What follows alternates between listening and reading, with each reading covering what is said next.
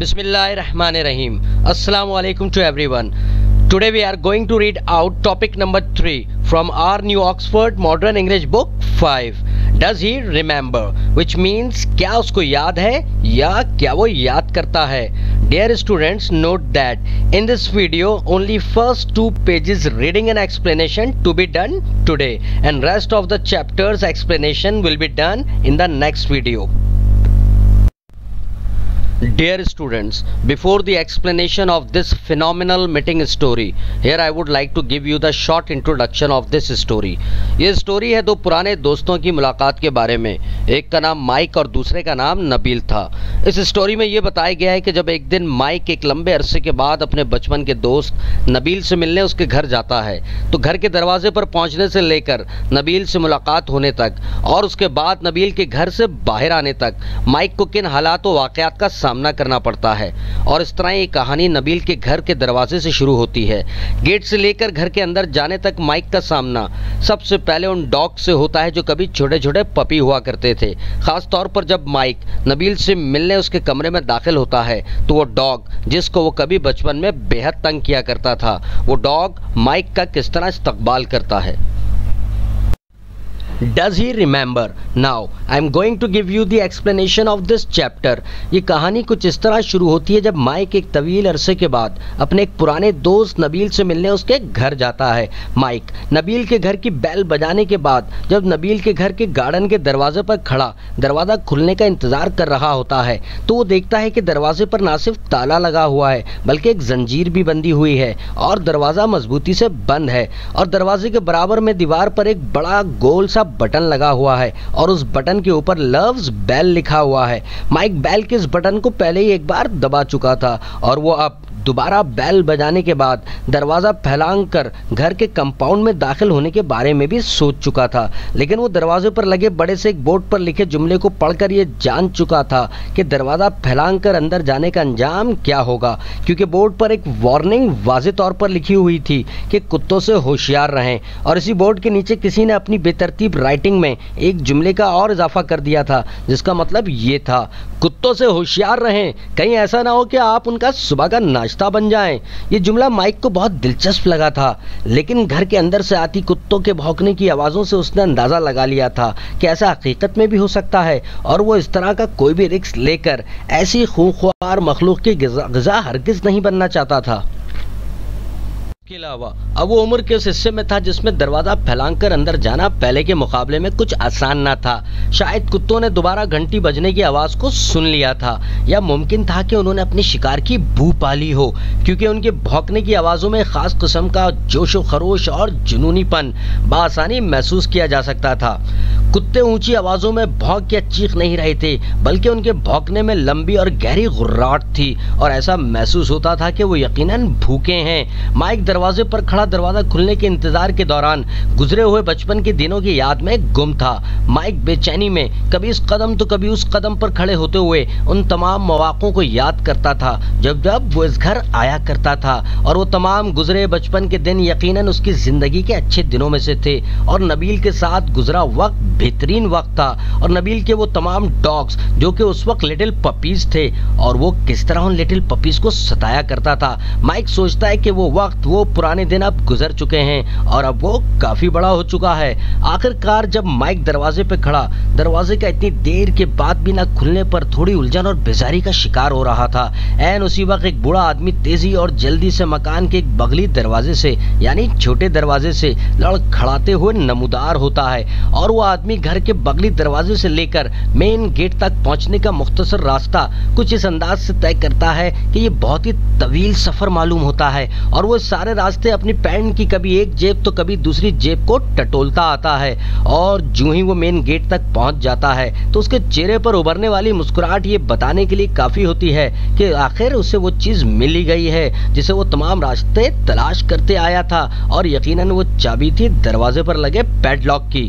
दरवाजे पर पहुंचकर वो आदमी बौखलाहट वाले अंदाज में चाबियों के गुच्छे में से पैडलॉक की चाबी तलाश करके दरवाजे का ताला खोल लेता है और भारी भरकम दरवाजा थोड़ी मुश्किल से चरचराहट की आवाज के साथ खुल जाता है।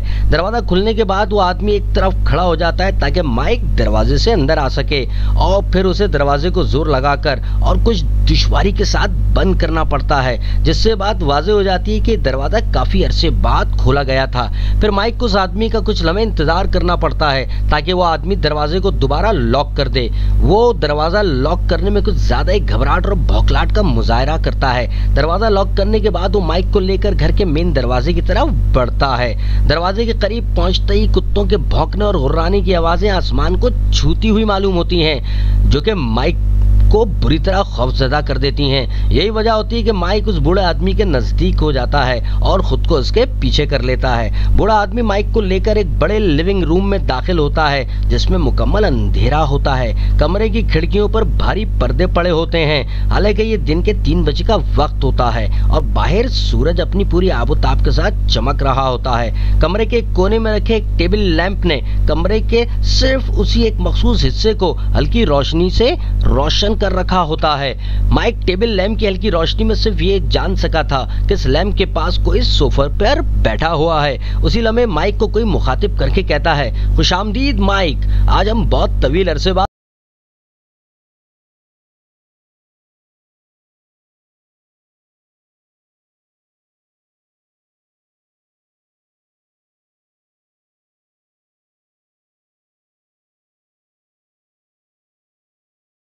Dear students, before starting the reading of this topic, we have words to know to discuss first. Number 1 is bay, deep-throated, lengthy bark, ऊंची या जोरदार आवाज में भौंकना. Second word is cacophony, harsh sound, सख्त आवाज. Third word is determinedly, in a decided or resolved manner, पूरे अज़्म या अच्छी तरह फैसला करने के बाद. Number 4 is emitted, give out light or sound, रोशनी का ज़हूर होना या आवाज़ का खारिज करना. Number 5 is frantic, greatly excited, frenzied, पागलों की तरह जज्बाती होना. Number 6 is fumbled, touch or handle awkwardly and uncertainly, किसी चीज़ को अहमकाना तरीके से छूना या पकड़ना. Number 7 is illuminated, lit up, मोमबत्ती या बल्ब को रोशन करना. Number 8 is leash, a chain or strap attached to the collar of a dog, किसी कुत्ते के गले में बंधा हुआ पट्टा या जंजीर. Number 9 is muse, to consider thoughtfully, किसी बात या वक्त को बहुत ही तवज्जो से सोचना या याद करना. Number 10 is prolonged, lengthy, drawn out, किसी काम या बात का तवील होना. Number 11 is scrawled, written hastily and untidily, किसी तहरीर का जल्दी में और बेकायदगी से लिखा होना. Number 12 is scurry, to go with light running steps, हल्के हल्के कदमों से तेज चलना. Number 13 is wrenched, pulled roughly and with force, किसी चीज़ को बेतुके अंदाज में क़ुव्वत से खींचना. Number 14 is wreath, twisted and turned, उतार चढ़ाव. Now it's reading time. The topic name is Does He Remember? Mike stood waiting at the garden gate. There was a padlock and chain on the gate. It was firmly locked. On the wall beside the gate there was a large round button. Above the button there was a sign that said Bell. Mike had already pressed it once, but he now pressed it again. He had thought about climbing over the gate and entering the compound, but he knew that the large sign on the gate meant what it said. beware of dogs. Below the lettering of this sign, someone had scrawled, "They will have you for breakfast." Mike thought this was amusing, but he also knew that it might be true. Judging by the barking he could hear coming from the house, he was not going to take the risk and become food for these creatures. Besides, he was now too old to be climbing over gates. Perhaps the dogs had heard the bell ringing again, or possibly they had sensed their prey, for the baying became more frantic. It was not a yelp or a howl, but a deep-throated and prolonged baying. The animals were obviously hungry. Mike waited and mused about the old days. He shifted from one foot to the other, thinking about all the occasions he had visited this very house.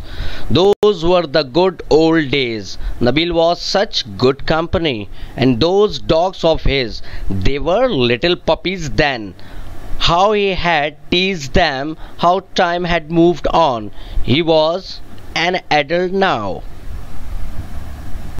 At last, just as Mike was becoming a little annoyed, an old man came scurrying out of the side door of the house. He appeared with his urgent shuffle to be hurrying, but he took forever to reach the gate. On this seemingly long trip he searched all the while in one pocket after another. When he finally reached the gate, his smile indicated that he had found what he had been looking for. Dear students, मुझे उम्मीद है कि आपको explain किया गया chapter अच्छी तरह समझ में आ गया होगा। अब आप सबसे गुजारिश की जाती है कि स्कूल आकर पीडीएफ फाइल का प्रिंट आउट कलेक्ट कर लें और सामने स्क्रीन पर जो आपको पिक्चर नज़र आ रही है इसके मुताबिक अपने तमाम क्वेश्चन आंसर्स और रेलिवेंट एक्सरसाइजेस टेक्स्ट बुक की अपनी सी वर्क कॉपी में यानी क्लास वर्क कॉपी में कंप्लीट कर जल्द अज जल्द एडमिन ऑफिस में चेकिंग के लिए जमा करवा दें।